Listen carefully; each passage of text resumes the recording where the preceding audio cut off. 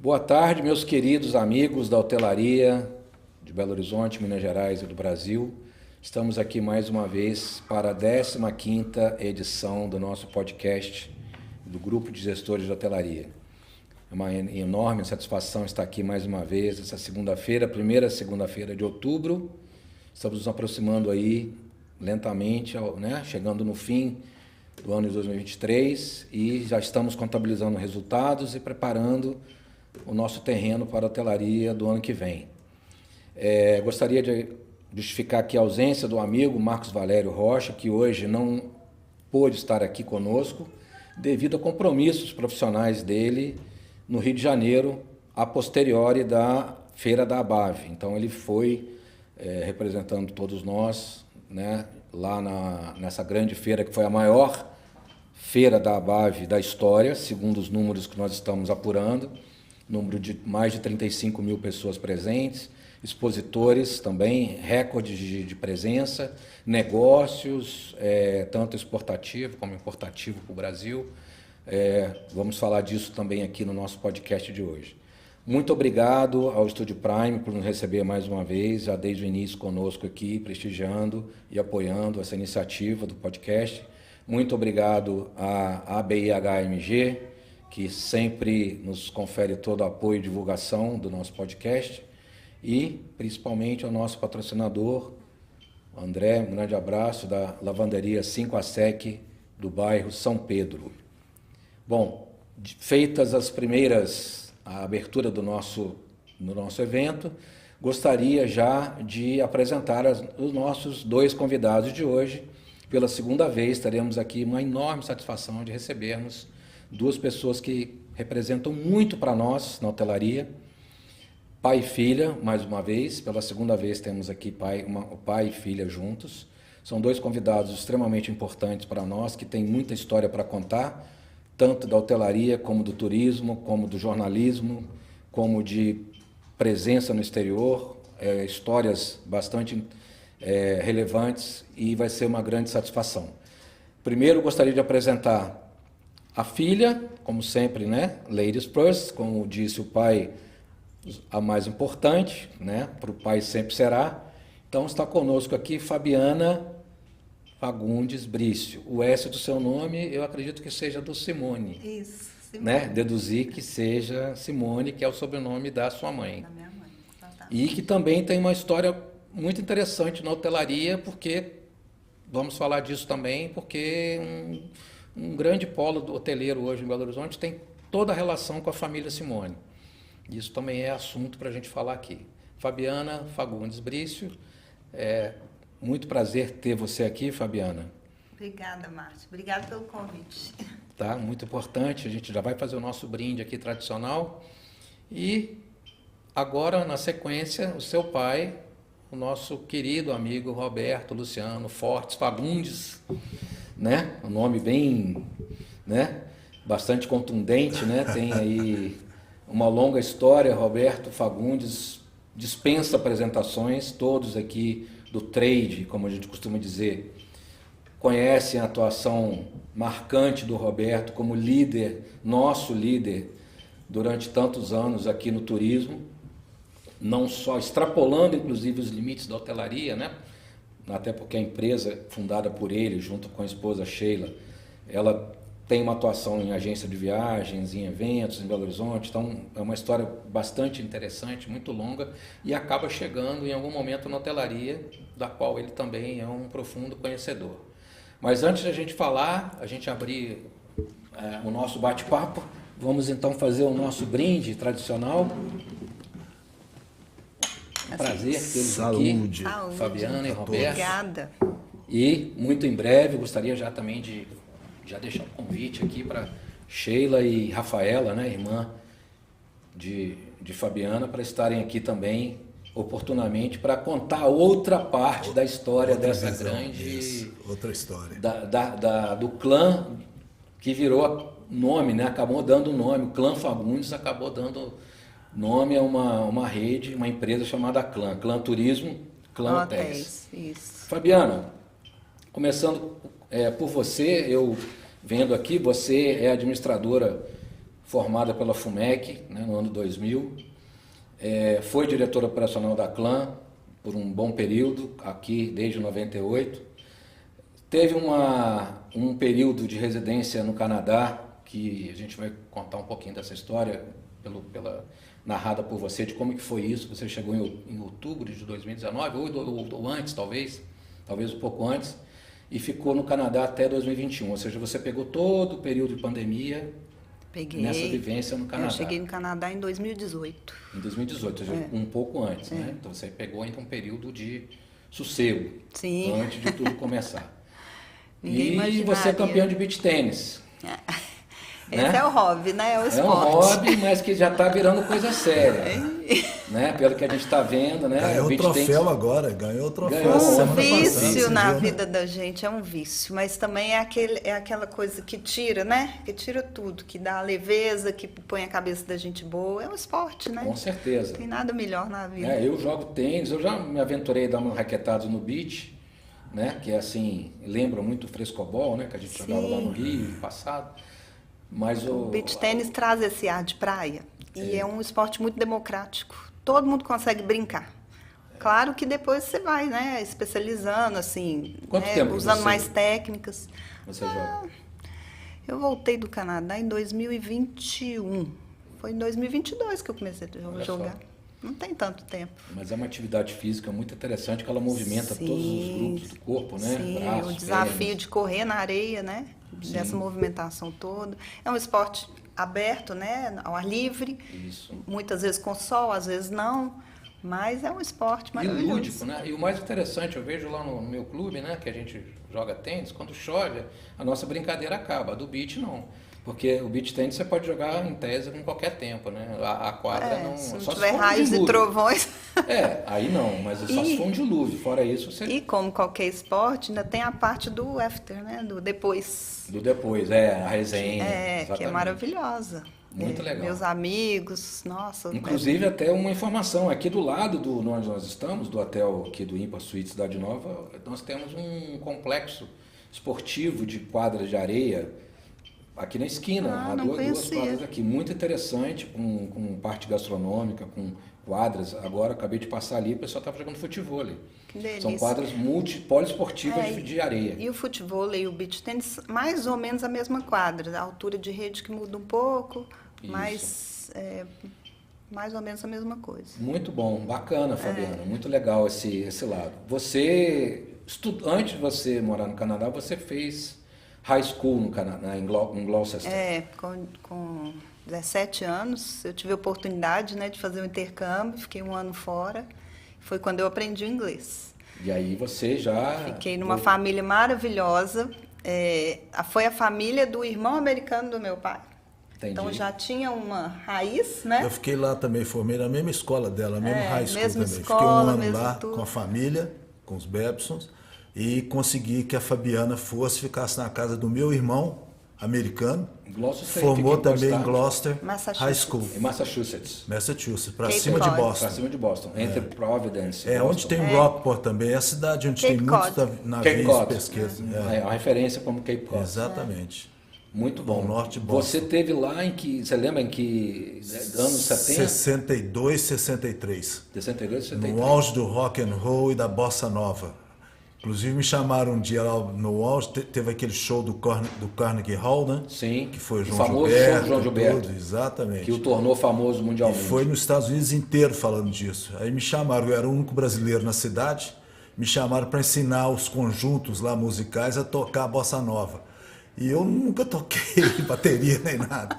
Eu saía com um bloco aqui de caricato aqui de Belo Horizonte, lá da região que a gente morava ali na Savassi do Santo Agostinho. Chamava Loucos por Saia. Então a gente batucava no Loucos por Saia no carnaval. Sim. Era um conhecimento que, pelo menos ritmo, um pouco a gente tinha. E aí sentei no meio dos cabeças mais brancas para ensinar a batida da bossa nova, coisa que eu nunca tinha feito. Mas acabou acontecendo, a coisa foi disseminada. Quando a gente mora no exterior, isso aconteceu comigo na Suíça, né, quando eu morei na Europa, as pessoas, eles acham que nós, por sermos brasileiros, simplesmente nós temos que saber batucar, samba, tocar um instrumento, jogar futebol bem. Se o cara for ruim, fala, então como é que pode brasileiro que não joga bem futebol? Que é isso? Então, assim, eles associam algum estereótipo, né? Então, você lá como brasileiro, com esse advento da Bossa Nova explodindo nos Estados Unidos, inclusive você deve ter virado uma celebridade lá. Quase. Mas o high school que eu estava, você falou de futebol, o Brasil tinha acabado de ganhar a Copa do Mundo, né? Que eu fui para lá em agosto, né? O Brasil ganhou a Copa do Mundo em julho. Então, quando eu cheguei, eles me chamaram para jogar futebol, só que era o futebol americano, não era o soccer, né? Olha só. Futebol americano. E aí eu tive que aprender a jogar o futebol americano e acabei fazendo parte do time da escola. E foi uma época muito interessante, mas é uma coisa completamente diferente, aquela bola oval e tudo. Mas eles achavam que pelo fato de eu ser brasileiro, por fato do Brasil ser bicampeão, eu saberia também jogar o futebol americano. São experiências da vida. Mais uma né? coincidência, porque eu também lá, eu joguei o soccer mesmo, entrei no time de soccer feminino, e quando eu fui embora... é muito popular. Forte. Sempre foi, inclusive. Sim. E quando eu voltei para o Brasil, aí teve a Copa do Mundo de 94 e o Brasil foi campeão. Foi campeão. Então, mais uma coincidência. A Copa do Mundo lá nos Estados Unidos. Nos Estados Unidos, exatamente. E você estava lá na Copa? Não, eu tinha acabado de voltar. Por minha sorte, porque a festa aqui é muito melhor, né? Então olha só que interessante. Você ficou na família, em Gloucester, que é a mesma cidade, mesma família. Com a mesma família que tinha recebido o Roberto. É a família do meu irmão. Tá, do seu irmão americano. Com meu irmão americano. Eu fiquei na casa dele, mas com os pais dele, né? Com os meus pais americanos. Fiquei morando lá durante um ano. E Fabiano estudou na mesma escola que vocês? Formou na mesma escola. Tinha lá a fotinha dele, toda bonitinha. E a Rafaela depois foi também, ficou na mesma escola e formou lá também. Ela só não morou na mesma família, mas estudou na mesma escola. Olha só que interessante. Ou seja, vocês têm um vínculo com Gloucester hoje ainda. Muito grande. Com certeza com a família, inclusive. Sim, belas lembranças. Pra você ter uma ideia, nós tivemos um café da manhã com o presidente Kennedy, nos Jardins da Casa Branca. É mesmo, Roberto? Fomos recebidos lá e o Kennedy veio e nos cumprimentamos, John Kennedy. Olha só. E ele dirigiu uma palavra a nós e nós tivemos um piquenique nos Jardins da Casa Branca. Um ano depois ele sofre atentado e morre. Um ano depois de você estar lá. Foi realmente um susto muito grande. Em novembro de 63. Isso mesmo. Que uma coisa que hoje os americanos se lembram de duas coisas que eles estavam fazendo na vida.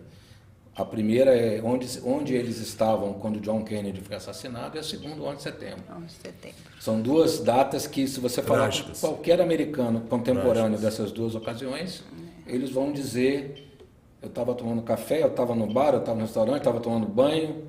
Eles vão saber o que eles estavam fazendo. Duas coisas que mudaram do primeiro... E aí, dentro dessa conversa nossa, mais um detalhe. Não sei se você já teve a oportunidade de ir em Dallas. Já. Você foi lá no lugar onde deram tipo, você vê como é que o turismo lá, como é que eles olham o turismo diferente. Já transformaram aquele armazém lá num ponto turístico que todo mundo que vai a Dallas paga para entrar lá dentro, e toda a história do Kennedy até o local da janela onde o atirador, né? Lee Harvey Oswald teria atirado teria atirado. Mas isso é uma coisa que o americano sabe fazer, né? Sim. Dinheiro com turismo. Tem uma cidade no Novo México que é no deserto, fica perto de Albuquerque. E eles, um dia alguém falou assim, porque ela fica numa estrada daquelas de desérticas, e aí um dia as pessoas paravam lá para abastecer, e aí alguém um dia falou assim: escuta, o que tem para fazer aqui nesse lugar? Além de abastecer o carro. Aí a pessoa disse para ele o seguinte: aqui, meu caro, não há nada para se fazer, isso aqui é o fim do mundo, nada para se fazer. Aí o americano disse: por que vocês não fazem disso um slogan? Venha conhecer o lugar onde não existe nada para se fazer. Você acredita que virou um ponto de interesse turístico? Acredito. Claro que com o tempo começaram a aparecer algumas atrações. Mas a primeira grande atração, que era colocada em slogan, colocada em souvenir, era bem-vindo à cidade onde nada acontece, onde nothing happens, uma coisa assim. Então, olha, o americano ele tem esse dom de transformar impressionante. Qualquer coisa em uma atração. É fantástico, Martin. Dirigindo numa estrada lá nos Estados Unidos, eu reparei uma placa daqui a 20 milhas, Orange Tower, Torre da Laranja. Eu continuei na estrada, 15 milhas Orange Tower, 10 milhas, 5 milhas, 1 milha, você está chegando no Orange Tower. Eu falei, caramba, o que é a Torre da Laranja? Será que isso era uma torre de uma laranja? Aí você entra à direita, passa numa plantação de laranjas e chega lá no lugar, tem muito, como sempre, né, muito bem arrumado, tudo gramado, estacionamento e tudo. Aí tem uma torre, você entra na torre, paga, lógico, para entrar na torre, sobe lá na torre, lá em cima, como se fosse um farol, e aí você olha em volta, você vê a plantação de laranja. A única coisa que você vê, a vista que tem, é aquela plantação enorme de laranja em volta da torre. Você desce, tem a loja, desce direto no meio da loja, tem tudo quanto é souvenir que você pode imaginar de laranja, inclusive suco de laranja. E você acaba gastando os dólares lá. E a atração que eles transformaram numa plantação de laranja. Olha que é incrível, né? É o que eu falo, a gente tem que, esses cases, e lá o americano sabe fazer isso.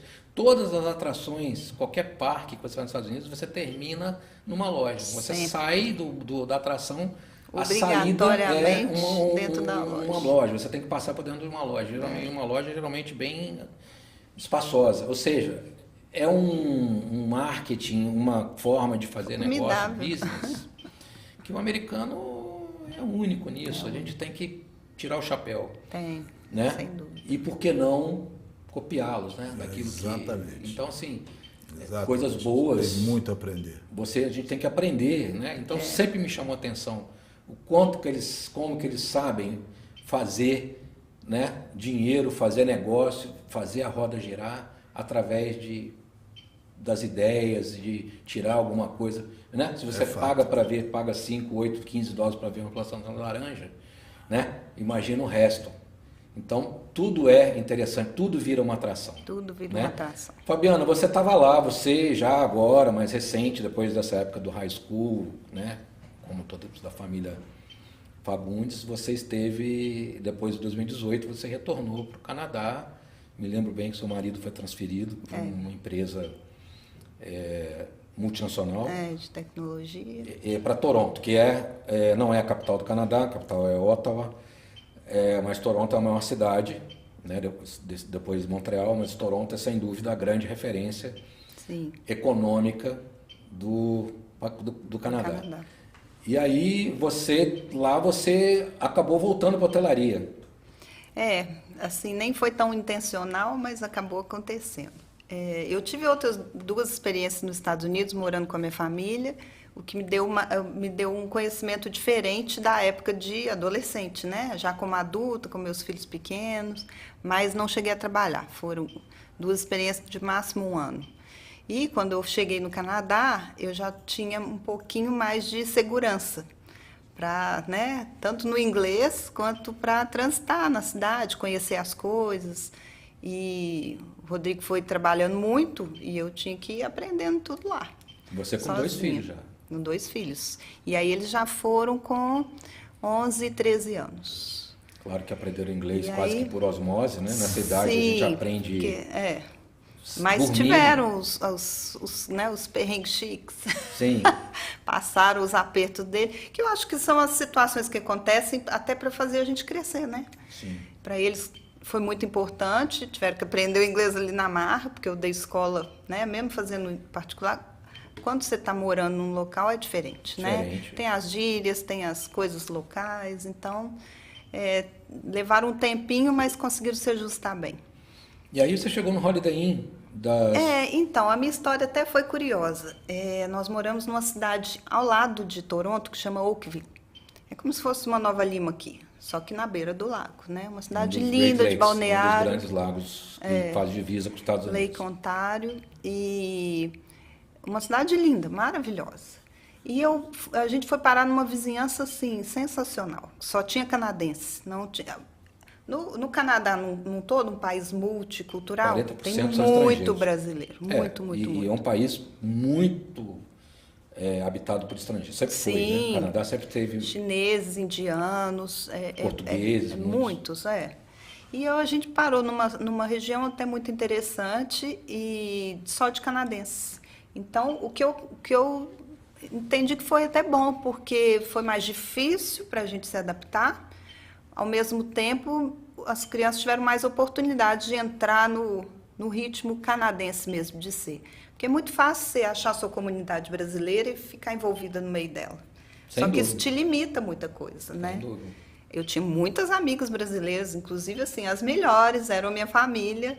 O que eu tenho mais saudade do Canadá hoje são dessa nossa turma que nós construímos, né? Nossa família lá. Mas então a gente teve essa oportunidade de estar num bairro bem canadense e a minha vizinha era VP do Marriott. Olha só, vice-presidente do Marriott. E a rua tinha um book club. Sim. A minha vizinha de casa me convidou para fazer parte. Eu gosto de me envolver em tudo. Eu sou uma pessoa que envolve em tudo, porque eu sou curiosa, eu gosto de ver, de aprender, de conhecer. E é uma forma mesmo de você se adaptar, né? E aí, conversando muito com ela, ela falou, quando você se sentir preparada, eu vou te ajudar. Nesse meio tempo, eu fui também fazendo algumas atualizações lá, conhecendo como funcionava, o formato de currículo, né? Me preparando para ter essa oportunidade. E consegui uma mentoria que o Canadá oferece. O Canadá, eu gosto de dizer que ele é uma mãe, de certa forma, porque como ele gosta de receber o imigrante, ele tenta fazer tudo para ajudar o imigrante. Fazer com que ele se adapte, né? É o oposto dos Estados Unidos, né? Isso. Completamente. Então, eu consegui essa mentoria e consegui um mentor que era gerente geral um hotel ali perto do aeroporto de Toronto, agora eu não estou lembrando qual. De rede? E ele esteve comigo umas 3, 4 vezes, foi comigo pelo meu currículo, conversou, explicou, falou, olha, Fabiana, mesmo com toda a sua experiência, eu não acho que você deva chegar já numa posição muito alta, tem muitas diferenças culturais, diferenças, né, até na parte jurídica, é interessante você começar devagarzinho, vai trilhando, que eu não tenho dúvida que você vai chegar lá. Você tem o nosso apoio, inclusive. Então, ele me indicou para a gerente lá do Holiday Inn, que era até muito próximo da minha casa, então foi muito bom para mim. E a minha vizinha foi e endossou por cima. Pô, aí Então, aí foi muito bacana. Eu estava voltando né, porque a gente que nasce no meio do turismo, a gente é movido a turismo, em todas as formas. Eu, antes de ir para o Canadá, eu formei, além de estar no hotel, né, trabalhar com hotel e tudo mais, eu formei um grupo de turismo feminino, onde eu e minha amiga, Lucianara, a gente formou o Viajando com Failu, e a gente fazia viagens, principalmente para Nova York, só com mulheres. E essa grupo, porque eu estava em Toronto, a gente fez Toronto e Nova York. Então, eu estava lá em Nova York quando eu recebi o convite para fazer uma entrevista e, retornando, eu fui direto lá conversar com eles, conheci todo o pessoal da rede e tudo mais e fui trabalhar no operacional lá do Holiday Inn, da região, que para mim foi uma experiência incrível. A gente mexeu muito com eventos e o operacional mesmo do dia a dia. Catering e eventos, né? Tive uma mentora fantástica, a Bonnie, e ela era linha dura, o que eu achei maravilhoso. Tive um pouquinho de dificuldade, porque nessa época o Rodrigo viajava muito para Montreal, meus meninos, apesar de estudar o dia todo, assim, de 8 às 3 da tarde, eu só consegui chegar em casa às 5. Então, no meio do inverno, aquela confusão, isso me deixava um pouco aflita de não estar em casa, mas, ao mesmo tempo, foi um momento de grande aprendizado para mim, sabe? Era isso que eu ia te perguntar. No Canadá, o primeiro inverno a gente nunca esquece. Nossa Senhora. Toronto, e quanto mais ao norte... A primeira neve é linda, né? Todo mundo para, até os canadenses, todo mundo para ver. Mas até aí, o dia que você não consegue entrar dentro de casa, a porta não abre porque... E lá eles têm o costume de deixar o carro na rua. Por quê? Se você para o carro dentro da garagem, você tem que limpar toda a sua driveway para conseguir sair com o carro. Conseguir sair. Quando o carro está na rua, você tem que limpar o carro. É mais fácil do que limpar toda. É verdade. Então todo mundo deixa o carro no inverno. E tem que esperar o carro esquentar, né? E toda tirar aquele gelo do vidro, raspar com aquele raspador de gelo. né? Sinceramente, não tenho saudades. Amei o Canadá, amei morar lá, mas essa questão do frio extremo, apesar da gente não sentir o frio, porque todo lugar tem calefação, né? Sim. Fui muito feliz lá, mas eu acho que nada se compara ao Brasil. A gente tem que morar fora para entender o quanto o Brasil é maravilhoso. E principalmente, eu brinco com as minhas amigas paulistas, cariocas, né? Porque a gente fez muita amizade lá, que a gente mora num Brasil diferente, porque Belo Horizonte é uma bolha, né? Uma bolha, assim, no sentido... uma cidade maravilhosa, a gente consegue ter uma vida mais tranquila, né? Até a questão da segurança, que aflige todo mundo. Belo Horizonte é mais controlada, né? Nesse sentido. Então, eu brinco muito com elas, que elas chegam no Brasil para ir em São Paulo, reclamam disso, reclamam daquilo, reclamam do trânsito. Eu falo, não, a gente tem trânsito também, mas até o nosso trânsito. Eu acho que a gente não tem que reclamar. A gente tem uma qualidade de vida em BH sem muito dúvida, boa. eu concordo com você. E eu não troco plenamente. isso por nada. Assim. Concordo com você. E assim, como é que foi lá na pandemia? Como é que foi assim, aqui, né, você deve ter acompanhado as notícias, né? Nós tivemos decretos em várias localidades, tivemos como é que eu digo, decisões de alguns hotéis por si só de interromper a atividade, uns por mais tempo, outros por menos, outros por indefinitivo, outros simplesmente não fecharam, continuaram operando. Como é que foi lá? Foi uma época muito difícil, acho que para todo mundo, né? No mundo inteiro. Primeiro porque ninguém acreditava, né?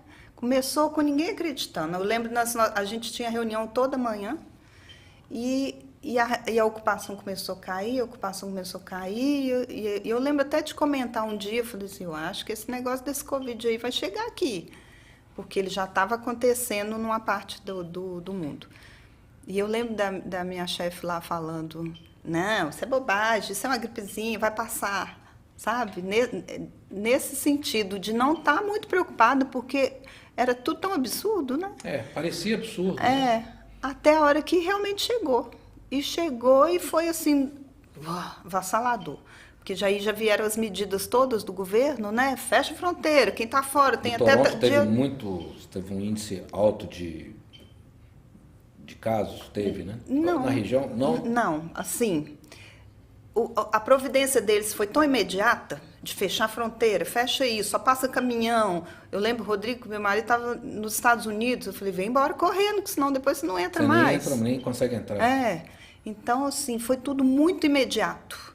E nós, brasileiros, a gente com aquele jeito fala assim, não é isso não, pode encontrar. Até a hora que a gente viu que não podia, porque era realmente proibido da polícia ir na sua casa e falar, não pode. Então, assim, você podia viver ali na sua bolha da sua família, podia ir ao supermercado, eles incentivavam o exercício ao ar livre, incentivavam, todo mundo tinha que fazer, incentivava 1 hora por dia, você ir ao ar livre, caminhada, com distâncias, né? Sem grupo, sem ser em festa, nada disso. As escolas dos meninos foram interrompidas? Foram interrompidas imediatamente. Tudo online. Aí começaram as aulas online, aí foi uma outra adaptação, né? E foi tudo muito louco. Até o ponto que não tinha nem hóspede no hotel. 1, 2, 3. E aí você tem que lidar também com os funcionários, né? Sem dúvida.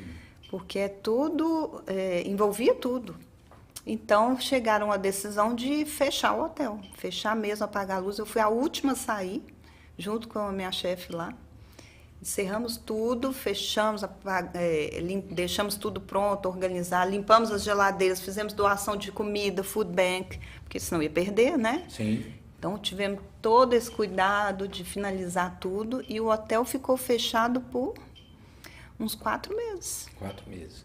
Lá, diferente do Brasil, você não tem problema da segurança, ou pelo menos se tem, ele é muito menos agravante do que aqui, então menor. você não tem aquela preocupação. Aqui os hoteleiros todos tiveram que contratar empresa, que você lembra aqui o hotel aqui no Barro Preto, em Belo Horizonte, que mandou colocar madeirite na frente do hotel inteiro, fechando as entradas, as janelas, e mesmo assim teve uns casos de gente que andou pulando, né, para tentar subtrair alguma coisa, né? Então, essa é uma questão complicada, e lá realmente a gente não tinha esse problema.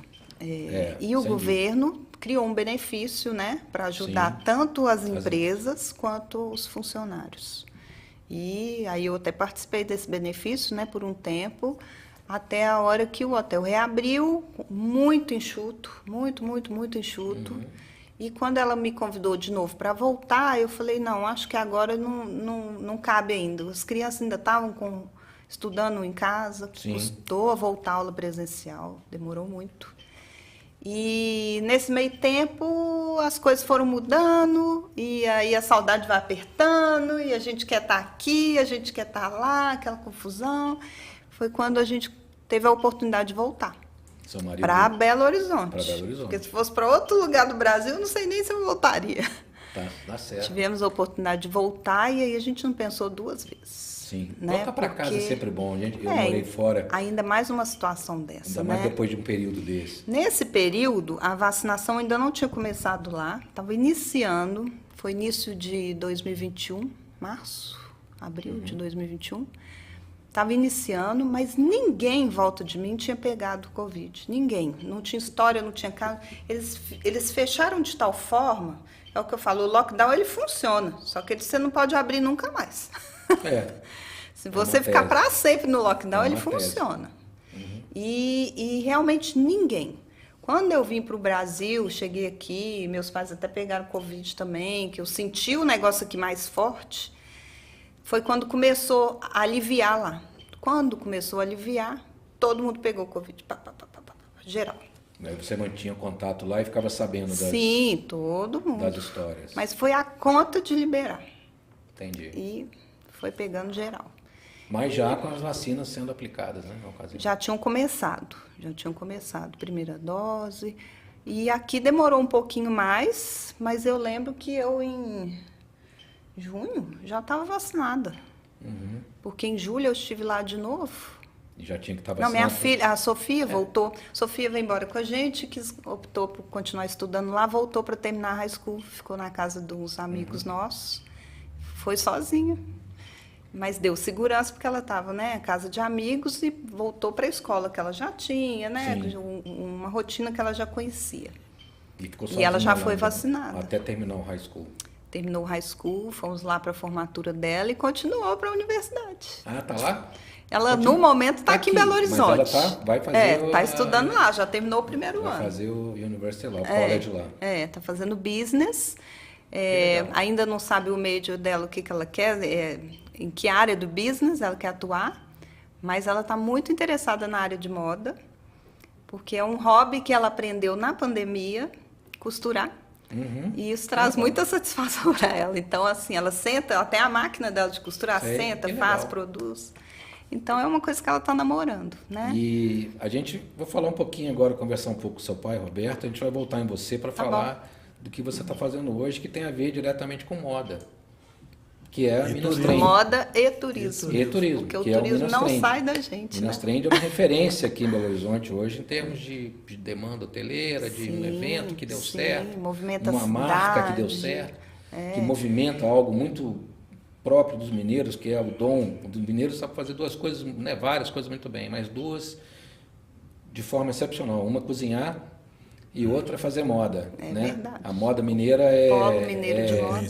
Exemplar, né? Conhecida. Né? Entre outras coisas que nós mineiros, né, sempre soubemos, né? Futebol, os melhores jogadores do Brasil, do mundo, da história, foram mineiros, né? São mineiros, Pelé, Tostão, podemos falar vários aqui. Então, Minas Gerais é um berço de formação de talentos em várias áreas. Mas moda e gastronomia hoje estão na ponta do iceberg aí. A gente vai voltar a falar disso. Roberto, chegamos agora para contar um pouquinho da história sua, né? Não sei como é que vai ser isso, que a gente tem meia hora para falar de tanta coisa, mas você, presidente da Federação dos Convention Bureaus Minas Gerais e vice da Nacional, esteve aí à frente da Seminas durante 4 anos. Um número enorme, um tempo enorme, 4 anos, vice-presidente de Federaminas, presidente do Conselho do Instituto Sustentar e, principalmente, e estamos aqui falando exatamente da história da empresa, sócio-diretor da Clã Turismo. Antes aqui dos bastidores, você contava a história do hotel da Rua Rio Grande do Norte, onde hoje está o Royal Center. Um abraço aí os amigos aí da Rede Royal, Cooperman, família Cooperman, e agora Javier à frente, Raquel, já esteve aqui no podcast, gerente do Savassi. Então, lá onde é o Royal Center hoje, foi um hotel chamado Casa dos Municípios, no início dos anos 80, que foi a sua primeira experiência à frente da gestão hoteleira. Ela antecedeu, inclusive, a fundação da Clã Hotéis. A Clã Turismo foi inaugurada antes da Clã Hotéis, procede? Sim. Conta um pouquinho da história para nós, Roberto. Eu comecei, quando eu voltei dos Estados Unidos, né, como nós comentamos aqui, o meu pai fazia parte da diretoria de uma empresa financeira. E tinha uma agência de viagem chamada Una Turismo, ali na Rua Espírito Santo, quase esquina da Amazonas. E o gerente da Una Turismo formou um grupo de enfermeiras para um congresso de enfermagem em Chicago, nos Estados Unidos. Era para janeiro. Eu cheguei aqui no Brasil em julho. Então esse congresso era janeiro. E tinha 50 enfermeiras, que formou um grupo muito interessante. Só que na véspera da viagem, ele teve uma doença grave, teve que ser internado e não pôde ir, não poderia ir. Uma fatalidade. Pois é, uma semana antes da viagem. E aí foi aquele alvoroço total, quem que vai levando o grupo, quem que vai acompanhando o grupo. E procurando daqui, procurando dali, uma semana antes, aí o meu pai comentou, falou assim, meu filho é recém-chegado dos Estados Unidos e fala inglês. Morou 2 anos aí, lá? Mandaram um táxi me buscar lá em casa, cheguei lá, não, você tem que levar, mas eu não tenho essa experiência. Não, mas você tem que ir, que você fala inglês. Aí conseguimos arrumar o visto e eu fui levando essas 50 enfermeiras. Fiquei uma semana com elas. Eram brasileiras, enfermeiras? Brasileiras. Todas atuavam aqui? Do Brasil inteiro. Do Brasil inteiro. Ficamos com elas, uma semana com elas em Chicago e depois mais uma semana em Nova York.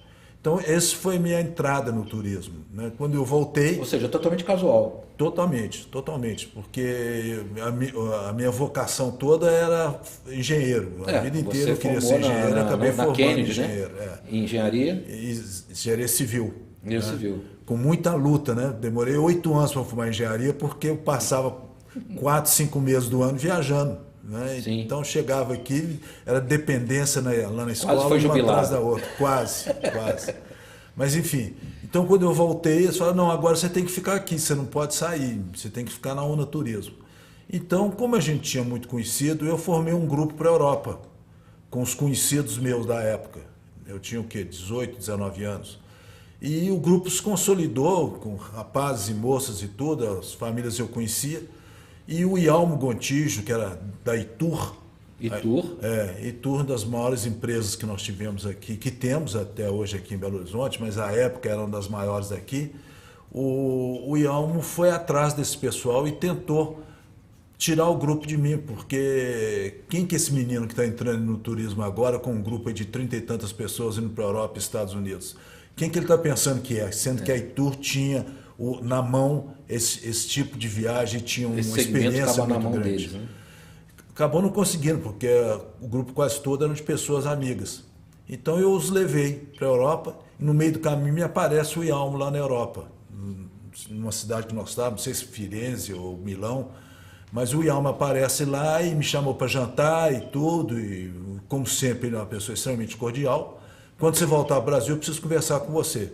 Voltei ao Brasil, ele foi lá em casa e falou, eu quero que você vá trabalhar comigo na Itur. Daí acabei saindo da Una Turismo e fui trabalhar com o Ialmo na Itur. E como o Ialmo tinha muita viagem, era uma viagem atrás da outra, eu passei a viajar demais. Eu passava realmente grande parte do meu tempo do ano como guia, no exterior. Sim, você era como guia internacional. Como guia, exatamente. E depois da Itur, nós resolvemos montar uma empresa, eu e na época o Sérgio Amarante, que era da FUMEC, o grupo era muito, na época, era muito normal as escolas, ao formar, levar um grupo dos estudantes, né? Começava, desde o dia que entrava, começava a pagar uma mensalidade, viagem de formatura. Eram 40 dias na Europa, na época com a Polvânia, com a Meliá, né? A gente ficava 40 dias na Europa. E eu sempre acompanhava esses grupos. E o Sérgio foi um dos organizadores do grupo da FUMEC que estava formando. Então nós resolvemos montar, Sérgio e Roberto, montamos a SR Turismo. Sérgio e Roberto. SR Turismo era SR Turismo, eu me lembro desse nome. E montamos ali perto da Itur. E a SR deu muito certo porque chamamos para trabalhar lá conosco a Eliane. Da tia Eliane. E Olha o Valdo Pinto. E o Sérgio e a Eliane resolveram mexer só com Disney. Então eles ficaram muito próximos, trabalharam muito, acabaram se casando. Né? O Sérgio e a Eliane acabaram se casando. O Valdo mexia só com viagens de volta ao mundo, que ele tinha uma experiência muito grande, que ele tinha a experiência da Pantour. E eu fiquei com promoções, eu era na época diretor social do PIC. Então nós fizemos... Onde é o meu quintal de casa hoje. Então nós fizemos muita coisa. O PIC foi inaugurado um ano antes, em 61. Né? Acabou de fazer 60. Nós fizemos muita loucura na época do PIC, né? Nós chegamos, foi uma primeira agência a fretar um avião da Lufthansa, levamos 180 pessoas, um Boeing 707 para a Europa. Depois nós fizemos vários outros que a gente passava uma semana em Paris, uma semana em Londres, depois uma semana em Londres, uma semana em Roma. E de 6 em 6 meses tinha um grupo grande desse. E levamos até um grupo, foi o único grupo até hoje que eu conheço, que foi para o Tahiti de brasileiro. Fomos 89 pessoas aqui de Belo Horizonte, do PIC, para o Tahiti. Ficamos lá 10 dias no Tahiti. Foi muito... E vocês que bolavam esses roteiros? Tudo. Vocês que criavam? Tudo com a SI. Nesse entre o meu irmão Abel, que já não está mais conosco, estava morando em Paris. Voltou de Paris, ficou lá durante um bom tempo. E o meu irmão Flávio, que era gerente de um banco, eu resolvi então sair da SR Turismo e nesse meio tempo ainda eu fui convidado pelo Banco Real, que eu tinha muitos amigos aqui do Banco Real, que tinha Real Turismo. Eles ficaram sem gerente e o Guido Mancini, não sei se você lembra do Guido Mancini, que era gerente do Banco Real e foi gerente da British Caledônia. Caledônia. Me chamou para assumir a gerência da Turismo Real aqui em Minas Gerais. Então eu fui para Turismo Real, fiquei lá 6 meses. O Dr. Flávio Guimarães do BMG me chamou para montar junto com o Marco Túlio Felício dos Santos a BMG Turismo. Na época os bancos todos estavam montando a agência de viagem, né? Sim. Então nós montamos a BMG Turismo. Encontraram um filão, né? Montamos a BMG Turismo, ficamos lá quase um ano.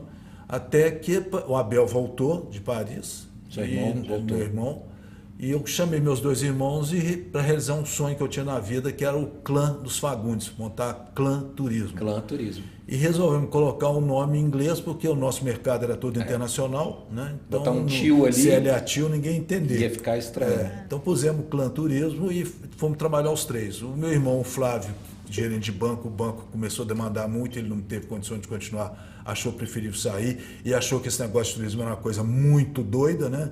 Porque você contratava 100 apartamentos nos hotéis e no exterior para pagar depois sem ter passageiro. Então você saía vendendo para poder, e normalmente a gente estourava o número de apartamentos, tinha mais passageiros do que a disponibilidade das suas reservas. Tinha que negociar com o hotel. Então você tinha que negociar e tudo.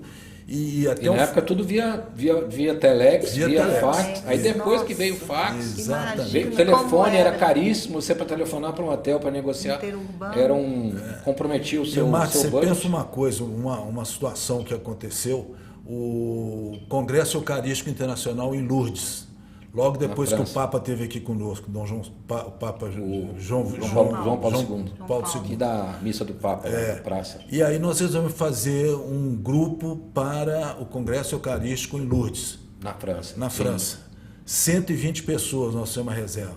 Faltando uma semana para o grupo embarcar, eu recebo uma ligação da dona do hotel, ficando uma semana lá em Lourdes. Falando, olha, infelizmente, se você não trouxer o dinheiro aqui até a véspera da chegada do grupo, eu cancelo a reserva. O grupo vendido. Mas como é que eu vou levar? Problema seu. É lógico que depois eu fiquei sabendo a razão dela ter tomado a atitude dessa. Mas enfim, não tinha Pix? Eu estava na fazenda. Você teve que ir antes? Estava na fazenda, juntei o dinheiro todo, que na época a gente recebia tudo em dólar, né? Em dólar. Juntei o dinheiro todo, saí da fazenda, que na época era lamparina que a gente tinha na fazenda, não tinha luz elétrica. Andei uma estrada de terra, cheguei em Belo Horizonte, peguei o Concorde. Olha só. Voei daqui para o Rio, embarquei no Rio no Concorde, isso tudo no mesmo dia. Cheguei em Paris às 4h30 da manhã. Tinha um amigo meu que era dono de uma perfumaria lá que eu sempre levava os grupos, avisei para ele antes. Fiquei com uma mala de mais de $100 mil sentado no meio-fio lá de Paris, aguardando ele abrir a loja, que eu cheguei lá 4h30 da madrugada, né, que chegava o Concorde. Você sentou em cima da mala e amarrou. Sozinho, né? E aí ele Imagina em Paris com $100 mil, todo mundo assim. Numa mala. Aí trocamos dólares por franco, que ela queria receber em franco francês, na época era uma média de 6 francos franceses, $1. Então você imagina, a mala de 100 mil virou 6 vezes maior e me emprestou uma mala dele. Embarquei, assim, trocamos no banco. Dólar, não. Preferi em franco francês. Aí cheguei lá em Lourdes. Ainda teve que chegar até Lourdes. De avião. Que é longe. Cheguei lá em Lourdes. Entreguei para ela o dinheiro, ela olhou e falou assim: eu não acredito que você trouxe esse dinheiro aqui, não acredito. Aí depois que ela me contou que um grupo americano que tinha ofereceu para ela o dobro do que nós estávamos pagando. E ela estava torcendo para você não chegar. Não chegar porque ela queria, né, faturar.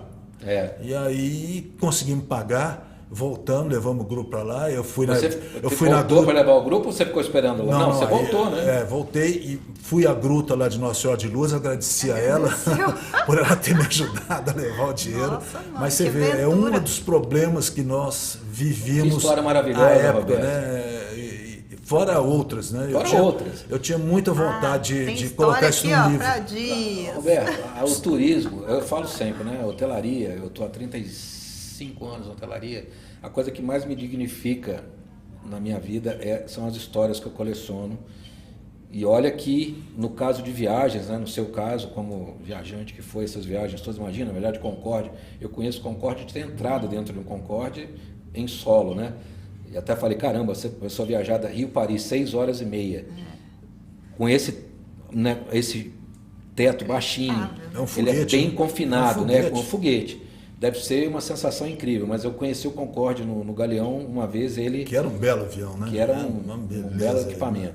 Agora, imagina você com essa experiência de ter viajado, né, a bordo do Concorde antes dele acabar, né? Hoje ele é passado, entre tantas coisas que você viveu através do turismo. Isso não tem valor você vê monetário. Uma coisa, a Fabiana foi à Europa Oriental, foi a Moscou, foi a Berlim Oriental, sem ter nascido. A minha esposa estava esperando a Fabiana 5 meses de gestação já, e a Fabiana foi na barriga dela, visitou esses lugares toda a Europa Oriental ainda. Na época da cortina então de ferro. Então você vê que ela tem história, não é? Ela tem história. Como que eu não ia me envolver? Tá no sangue. Você vê, sua filha já está lá, já quer ficar lá, estudar. Então, assim, já está no DNA mesmo né? E aí nós voltamos para a hotelaria, né, Mate? Que foi a primeira pergunta sua, e nós já divagamos para outras coisas, né? Isso que você falou do livro, Roberto, por favor, nos dê. Eu tinha muita vontade de colocar isso, de parar uma hora para sentar a cabeça e colocar as histórias. Eternizar as experiências. São muitas. Eu penso também em fazer, muita gente já me fala, por que você não escreve um livro? Está nos meus planos de vida, meus caros, eu vou escrever um livro contando as minhas histórias, tanto pessoais, que é ligadas ao trabalho, obviamente, das viagens, de hotelaria, das equipes, abrir hotel, fechar hotel, um pouco da minha história, do meu, vamos chamar assim, drama familiar, de ter perdido uma irmã, né, um caso da Air France, uma F447 lá do, né, tão famoso, das minhas 3 irmãs, uma delas infelizmente estava nesse voo. Isso me deu uma experiência, fundei a associação, viajei o mundo, hoje ajudo famílias vitimadas por acidentes aéreos. Tudo isso vai fazer parte de uma história que ainda vou contar. E é um legado que a gente deixa para a posteridade, né? Isso é que eu acho interessante, né? Você ter a oportunidade de colocar no papel essas experiências vividas. Eu acho que isso seria muito legal e gostaria muito de ter um tempo para parar e poder colocar isso e publicar um livro. E o tempo a gente sabe que você não tem, né? Porque você continua na ativa. Está apertado. Você continua... Cada vez mais apertado. Requisitado. 15 dias atrás estávamos Marcos Valério, meu grande amigo, parceiro aqui do podcast, lá em Igarapé. O Roberto nos deu a honra da sua presença, falando sobre o associativismo, sobre a importância do turismo, junto com o Nelson Cunha. Um grande abraço aí, Nelson, você nesse belo recanto que você vive aí, nesse condomínio Igarapé. Então, há 15 dias atrás estávamos lá, Roberto, e você sempre solicitado para esses eventos, para essas participações e as reuniões de conselho que você participa, o Conselho Nacional de Turismo, né, que você faz parte, o conselho aqui nosso, Conselho Estadual de Turismo, né, o que você também... Então, sua agenda realmente é requisitada. É apertado. E aí não sobra tempo para contar a história, né? Aliás, pelo contrário, você vai aumentando o número de histórias. Os títulos eu até já tenho, viu? Toda hora eu lembro de algum fato e escrevo o título lá para depois desenvolver, contar o caos. Exatamente. E ele é a maior influência que eu tenho mesmo, porque se você perguntar, quer aposentar, quer ficar quieto? Não quer. Não quer. E sabe, quanto mais envolvimento, melhor. É um amor pelo turismo, por tudo que envolve o turismo, né, como um todo. Então, hoje em dia, ainda ontem eu estava falando, hoje as pessoas...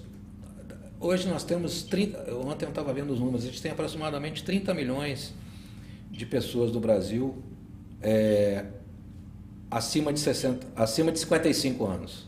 55 mais. Em 2050, nós seremos, né, eu espero ser parte disso ainda, não sei se vai rolar, né? Acho difícil, mas quem sabe. Serão 60 milhões de brasileiros 55 mais. E são os números que já existem, eles já estão lá, projetados. A expectativa de vida aumenta, a produtividade aumenta, a inclusão aumenta, o etarismo cada vez hoje perde espaço. A gente está num momento que a hotelaria, inclusive, vai contratar mais pessoas mais experientes a partir de agora, até porque o jovem está numa vibe diferente. A gente tem falado disso aqui muito, aqui no podcast. A falta de interesse do jovem por atuar no setor, por razões que são várias, né? Remuneração, carga horária, enfim. A gente vai precisar... vida tecnológica conectada e rápida, né? Tudo então, tem que acontecer ontem. Então a inclusão ela é cada vez maior. Então amanhã na minha coluna, a minha coluna falará sobre a hotelaria para esse público, o quanto será importante os hoteleiros se prepararem para atender esse público. 41% de quem é aposentado viaja no seu próprio país, números da Confederação Mundial de Turismo. Então, assim, nós temos um número enorme de pessoas que têm poder aquisitivo, têm tempo e interesse em viajar. E a pandemia estimulou isso mais ainda. Hoje, quem ainda era resistente, não gostava de viajar, passou a querer viajar. Então, tudo isso mudou muito, Roberto. Então, você está aí, não tem por que aposentar. A gente tem que aposentar, entendeu? Sossego, enquanto o corpo, a cabeça funciona, o corpo movimenta, a gente tem que trabalhar, tem que produzir. Gente, né, ativo e jovem mesmo. Né? Com certeza. A cabeça funcionando. Mas, Roberto, você com certeza ainda vai ter esse tempo para... Espero. Para conseguir. Tem um ghostwriter, você pode contratar alguém para... Já me falaram nisso. Para você compilar suas histórias, a pessoa anota... Depois te mostra o texto, vai fazendo ali e tal. Você é uma forma até bastante hoje muito interessante de você escrever um livro, né? A pessoa não precisa ela mesma. Mas o dia está cada dia mais curto, né? É impressionante. Você acorda de manhã com a programação, na hora que você vê, você está envolvido numa série de outras coisas toda hora, que você não imaginava que iria acontecer. E também o fato de você também tirar um tempo para desfrutar a oportunidade de estar com a família, né? Então, exatamente. Nós estamos viajando agora na quinta-feira, a família inteira, finalmente consegui reunir todo mundo. Vamos para a praia, passar um dia, turma toda, os netos, as filhas. De ouro. E uma boa causa. Roberto e Sheila Fagundes estão comemorando no dia 10 de outubro as suas bodas de ouro, 50 anos de casado. Uma história também. Isso é um privilégio de poucos, né? E com saúde... E sempre tive uma sorte muito grande de ter casado com a Sheila, né? Com a minha mulher. Porque Você imagina, eu era quase que um piloto de avião, né? Eu não parava aqui em Belo Horizonte, mesmo depois de casado. E ela sempre entendeu isso, sempre que ela podia, ia junto comigo, sempre me acompanhava, mas quando não podia, nunca criou obstáculo, nunca criou problema, sempre entendeu essa minha função. Então eu agradeço muito a ela. Cuidava das filhas na sua ausência, sozinha, com né? muita competência. Então eu sou muito agradecido a ela por essa compreensão e por ter me ajudado. Pois é, e agora vocês vão comemorar aí, né, numa viagem em família, junto com as filhas e netos, vão poder ter aí um momento importante. Inclusive, Márcio, se você me permitir, só fazer uma pequena, mais um caos do livro. A Sheila estava esperando a nossa terceira filha, e nós fomos para a inauguração do Hotel Hyatt em Nova York, convidada para Rafael. O Hotel Hyatt em Nova York. Convidados só da para que todo mundo, né? São Fabiana, Roberta e Rafaela. As três filhas de Roberto e Sheila Fagundes. E a Rafaela era recém-nascida. Então, nós íamos passar 3 dias lá no Hyatt, lá na inauguração do hotel. E fomos no voo da Panam. Sentamos na primeira fila do voo da Panam. E a Sheila ainda estava amamentando. Entramos no avião, o avião levantou voo no Rio, no Galeão. E uma criança começou a chorar muito no fundo do avião, mas chorar de incomodar todo mundo no avião. Não parava de chorar. E a Sheila com problema, né, dela amamentando, com o peito cheio. Aí nós chamamos a aeromoça, a chefe de cabine, e explicamos para ela a situação da Sheila, falando, quem sabe se o problema do menino é fome, né? Conversa lá com a mãe, quem sabe se a Sheila amamenta ela. A aeromoça americana, você imagina, ela achou esquisitíssima essa proposta nossa, mas a criança não parava de chorar. E o voo noturno, então foi lá e chamou a mãe. A mãe, evidente, foi lá na frente, conhecer a Sheila e tudo mais, e acho que ela não tinha outra opção, e a criança aos berros. Aí a Sheila amamentou o menino, o menino dormiu o resto do voo, a Sheila foi aplaudida durante o voo, resolveu o problema de todo mundo, e dela, inclusive. A bordo do voo da Panam, aquele Jumbo 747 que voava exatamente. Rio, Nova York. Na época, era recepcionista do Sheraton, eu hospedava essa tripulação, essa chefe de cabine aí, com certeza devia ser conhecida minha, porque eu não sei que ano foi isso, mas eu hospedava lá. Eu era, inclusive, que fazia os check-ins. Rafa nasceu em 81. Da Panam. Eu era o especialista 81, né? Foi antes.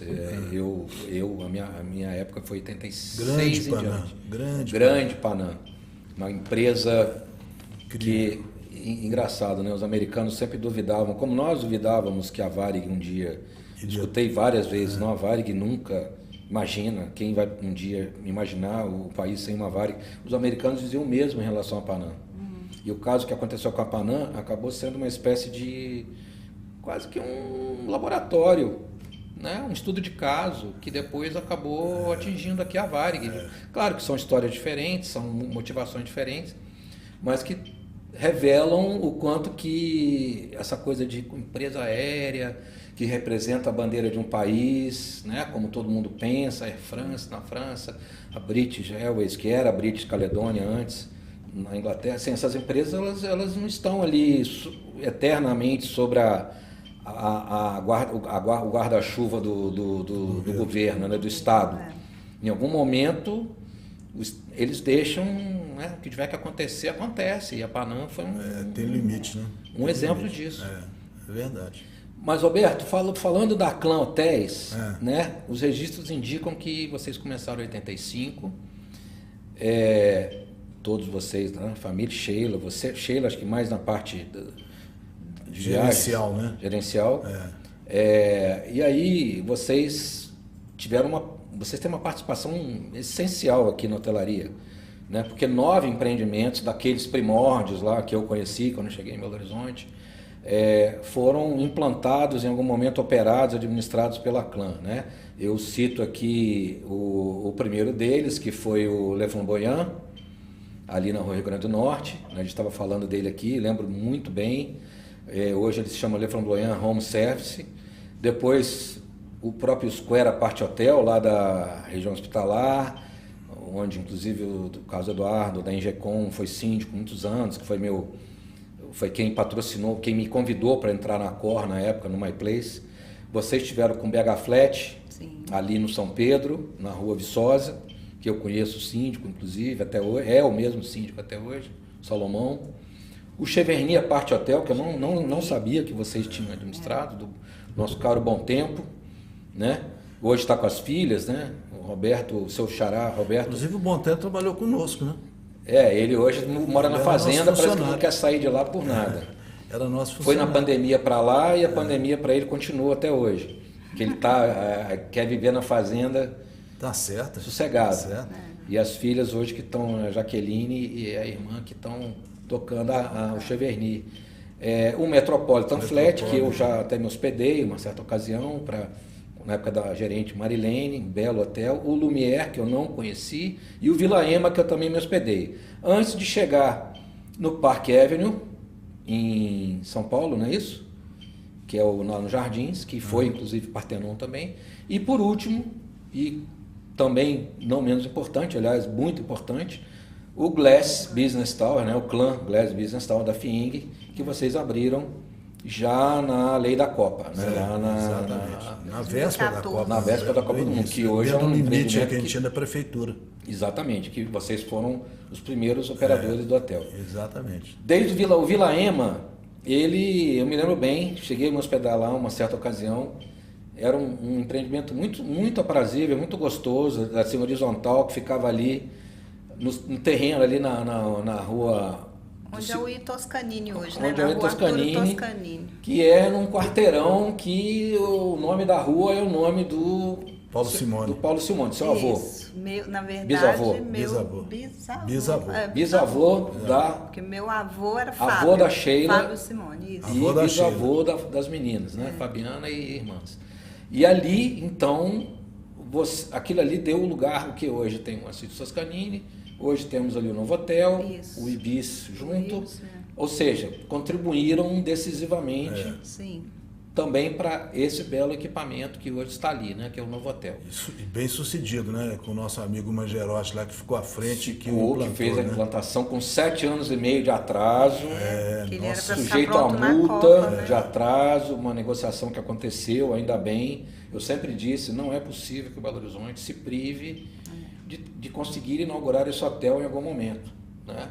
No que eu chamo de melhor localização para um hotel em Belo Horizonte. Realmente. Não existe para mim outra localização, me corrijam aí os amigos que se eu estiver errado, não existe em Belo Horizonte uma localização mais feliz para um empreendimento hoteleiro do que um hotel na Getúlio Vargas com contorno. Getúlio Vargas, formidável. Né? E o Vila Ema era ali, né? E o Vila Ema era ali. Onde foi minha escola de hotel. Vila Ema é quase a continuação do Casa dos Municípios.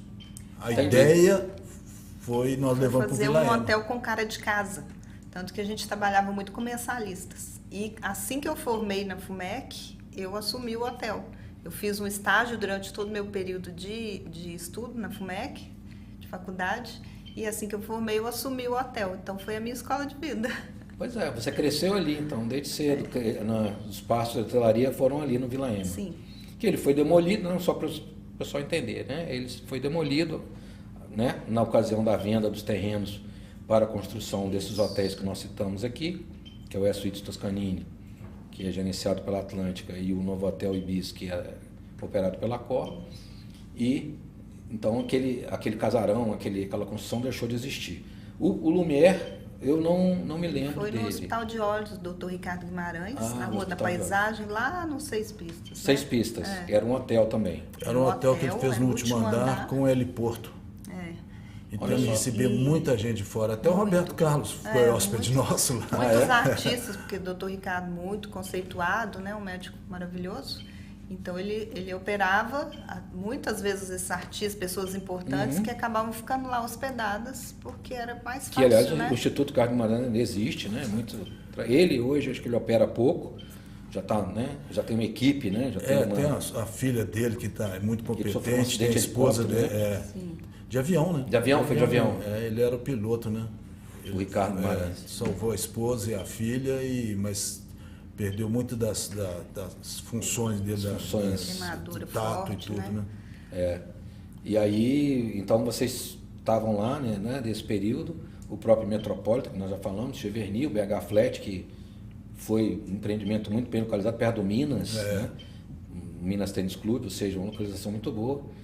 E o Square, o Le Flamboyant. E aí, Roberto, como que vocês acabaram, assim, o que a hotelaria hoje... Quando aconteceu a pandemia, aliás, um pouco antes da pandemia, nós tínhamos uma ligação muito grande com a FIENG. Mudou a diretoria da FIENG. E o prédio é da FIENG, né? O hotel é da FIENG. Né? Nós tínhamos um arrendamento. Então entrou uma nova diretoria na FIENG, que nós não tínhamos essa afinidade. Já mais tempo. Tinha mais tempo. Né? Era o Olavo, que era um amigo nosso, inclusive foi meu colega de engenharia. E depois entrou o atual presidente, que é o Sérgio.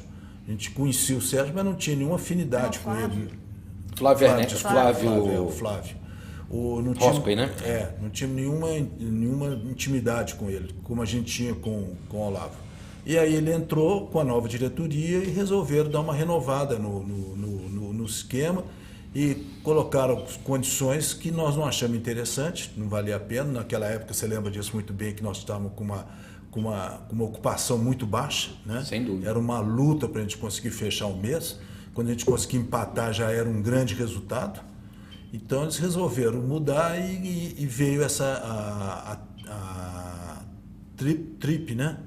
A da bandeira Wyndham, a Trip, que é a True Hotels, que tem uma master franquia das bandeiras Wyndham, cuja Trip é uma delas. Então nós achamos que era uma oportunidade de nós sairmos. Esse período assim, eu já estava fora? Eu tive com a Rafael, eu tive com a sua irmã lá, ela estava lá na época à frente, eu tive com ela lá, numa ocasião. Então saímos, por sorte, né? Obrigado, Senhor, por sorte, nós saímos, começou a pandemia. Então, coincidiu, conseguimos liquidar tudo, saímos com melhor relacionamento com a FIENG, não temos nada a reclamar deles, pelo contrário, nos ajudaram muito nessa transição.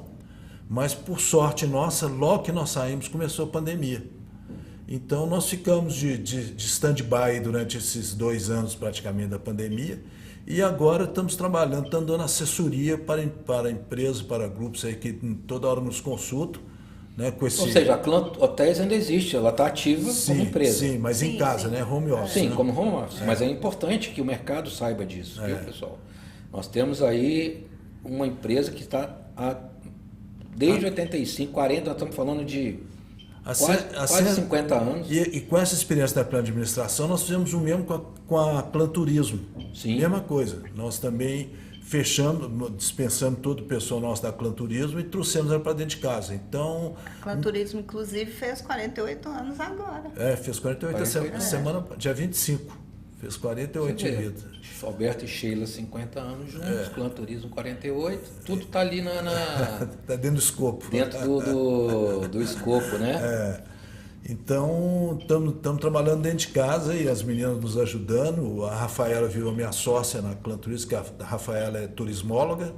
Sim. Então, ela assumiu a sociedade comigo na Planturismo. Na Planturismo, desculpa, Planturismo. A Roberta está em São Paulo, morando em São Paulo e está praticamente entrando da FDG.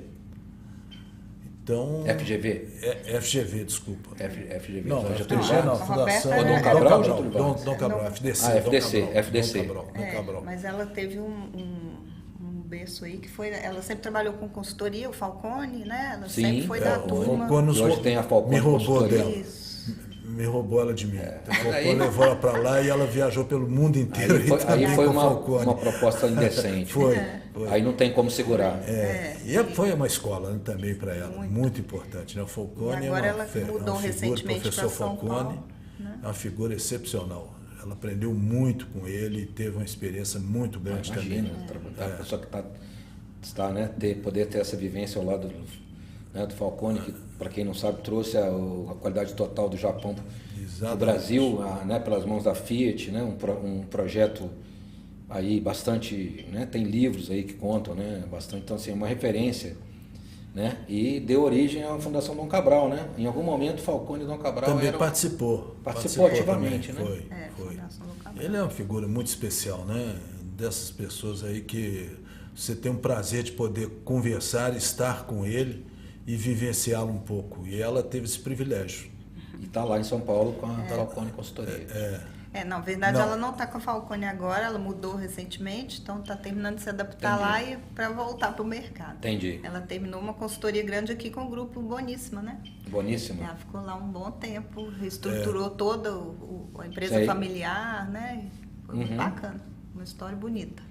Então, nós temos aí hoje a Clã Turismo atuante, né? Sempre Sheila e etc., sempre aí à frente disso, e a Clã Hotéis dando essa consultoria e eu tentando não atrapalhar, porque essas mulheres aí tomaram conta de tudo, com a competência delas, né? Com o conhecimento e o relacionamento delas e com a experiência delas e a gana que elas têm. Então eu fico à parte. Eu costumo dizer lá em casa que eu sou a quinta pessoa abaixo de ninguém, viu, Márcio? São 4 mulheres tomando conta de mim. Eu sempre digo, um lema principal, assim, a última palavra tem que ser do homem. Sim, senhora. É por aí. Né? Aprendi Sim, isso. Aprendi isso, viu? Aprendi isso aí, é verdade. Então, você está cercado aí, você, né, com 3 filhas, a esposa, todos aí, né? E agora vem as netas atrás também, né? Que puxando as mães.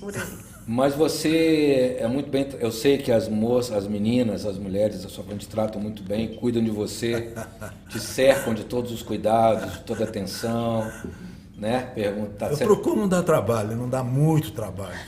Exatamente. Então você tá em boas mãos e você é uma referência, é um farol para todas elas, pode ter certeza disso. Né? Você é um grande inspirador, né?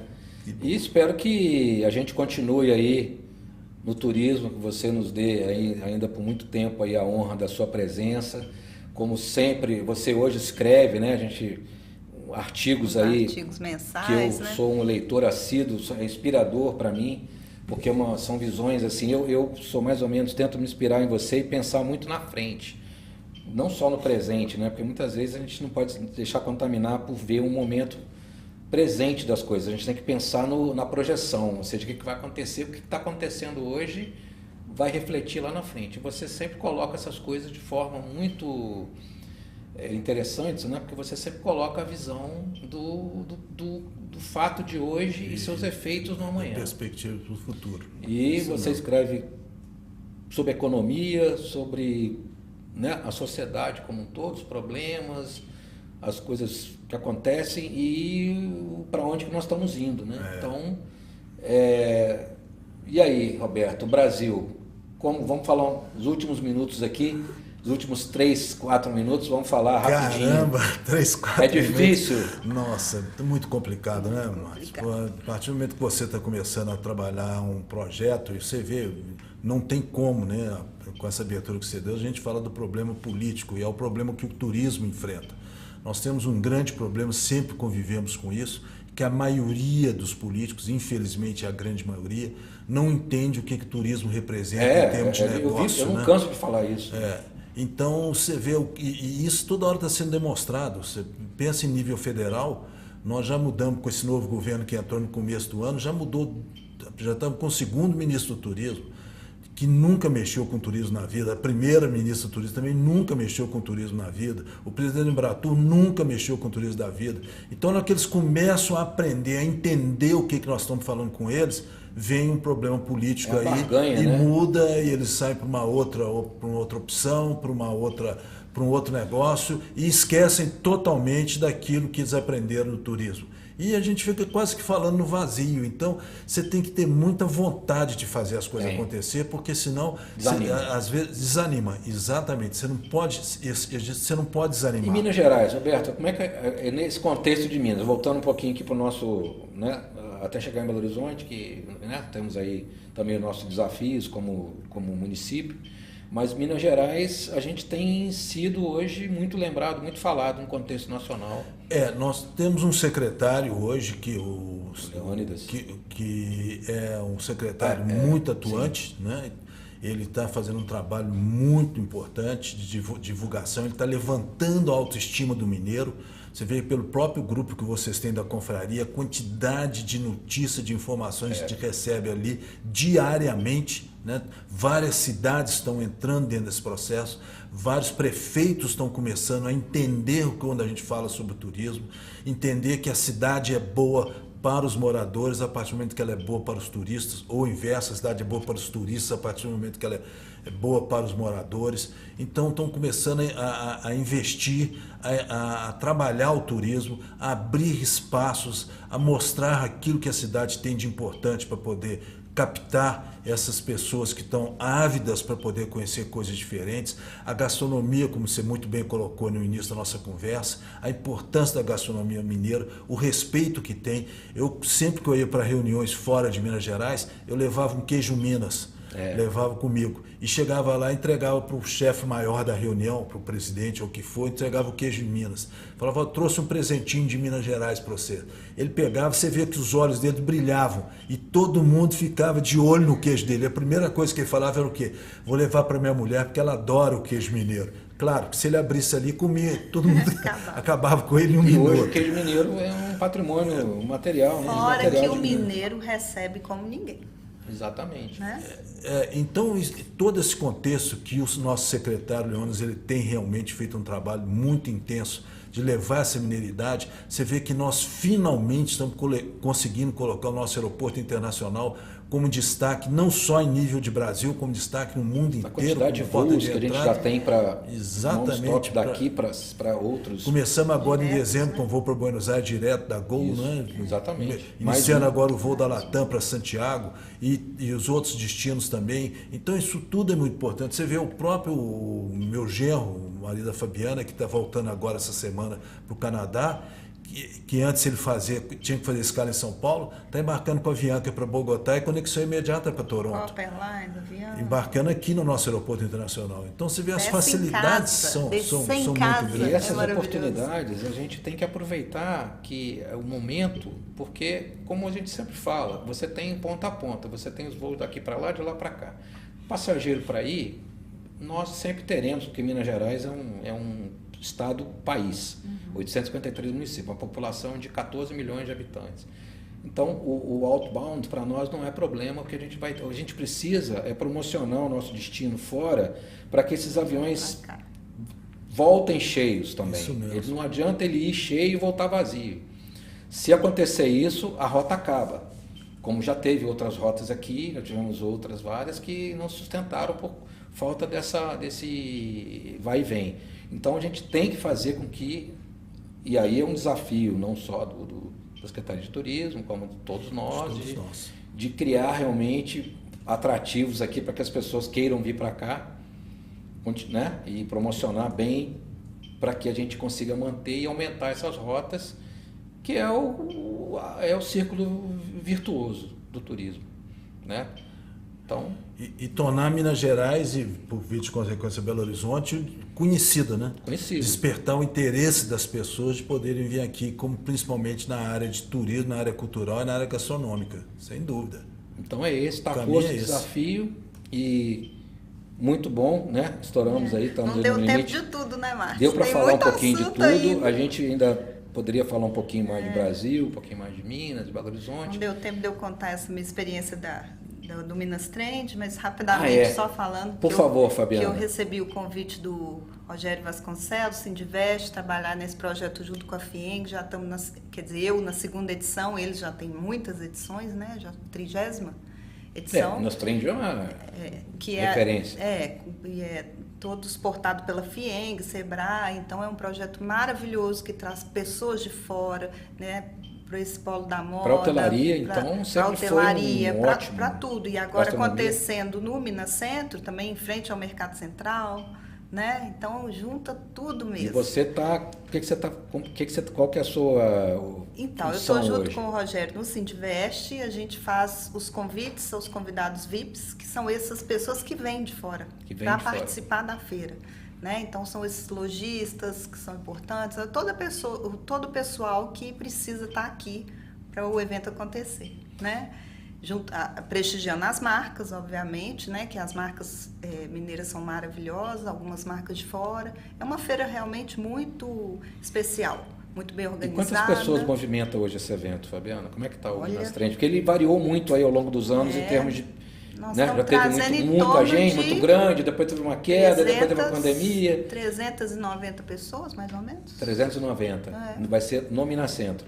Isso de compradores, né? Fora de compradores, sim, os convidados. Ainda tem as pessoas que vêm espontaneamente, né? Sim. E é muito bacana, uma experiência que eu estou adorando. Fora os outros projetos também que eu tenho feito, né? De outros grupos, de empresariais, é uma parte assim meio concierge, minha parceria com duas amigas queridas, Fernanda Boixá e Tiliane, que é uma amiga muito querida, nós temos um projeto, tenho feito outro com a Bia, da Átrio, olha só, que ótimo. Beatriz Dornas. Você pretende continuar levando esse grupo de mulheres para... Também o grupo, muita coisa acontecendo ao mesmo tempo, mas todos projetos pontuais e a gente consegue ir administrando, né?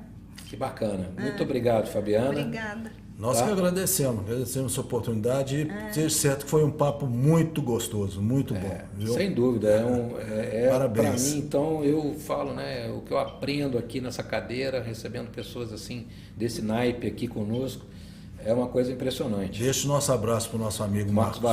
Marcos Valério, sai da praia, rapaz. Você vai queimar, vai pegar uma queimadura aí. Eu sei que você está aí na Princesinha no Mar, perto aí do hotel. Fazendo muito bem. Tomara que ele esteja fazendo muito bem, nos mata de inveja. Tá aí no Rio e tal, mas por uma boa causa. Segunda que vem estará aqui conosco de volta. Ele volta depois de amanhã, de viagem. E traga boas notícias aí do que vivemos aí na Bave. Né? Com certeza, o que nós já escutamos é muito alvissareiro, né? Muito bom, muito positivo. E o stand de Minas... Um sucesso. Arrasou, né? Foi um sucesso. Todo mundo que esteve lá tirou foto com um trenzinho atrás, uns cenários maravilhosos, balanço, aquela coisa dos espaços instagramáveis, né? Que hoje as pessoas colocam nos stands. Então, foi muito bom. Minas fez bonito aí nessa feira. A ideia era trazer para cá, infelizmente vai para Brasília, depois volta para o Rio, mas a gente estamos na lista de espera. Na lista de espera para fazer uma Bave aqui muito em breve. E quando fizermos, vai ser, com certeza, vamos arrebentar. Roberto, muito obrigado pela sua presença. Nós que agradecemos. Tá? E pode ficar tranquilo que a audiência do seu podcast de vocês vai ser muito alta, com certeza. Né? Estamos ao vivo, muita gente assiste depois à noite, a gente acompanha lá os acessos e compartilhar com vocês aqui foi muito bom. Fabiana, um abraço para suas irmãs. Muito obrigada. Obrigado pelo convite. Uma boa viagem, Roberto, uma celebração. Vocês estão de parabéns aqui com esse projeto também, nesse podcast, porque são muitas histórias, né? A ideia é exatamente contar histórias, falar de tendência, de momento. Isso. E dar voz a pessoas que fazem... Você, como sempre, liderando só coisas maravilhosas. Eu faço aqui só eu ajudo aqui a coordenar as coisas, mas o conteúdo é convidado aqui, né? A gente só direciona e contribui com algumas, né? Um bate-papo, com a experiência que a gente adquiriu aí ao longo dos anos, né? Com muita paixão pelo que faz, né? Porque receber realmente é bom demais. Não tem dúvida. Né? Muito bom. Ainda mais com o know-how que você tem. Exatamente. Obrigado, pessoal. Muito obrigado a todos. Obrigado aos nossos amigos aqui do estúdio, João e Mauro. Mais uma vez, na próxima segunda estaremos aqui novamente. Um grande abraço e até mais.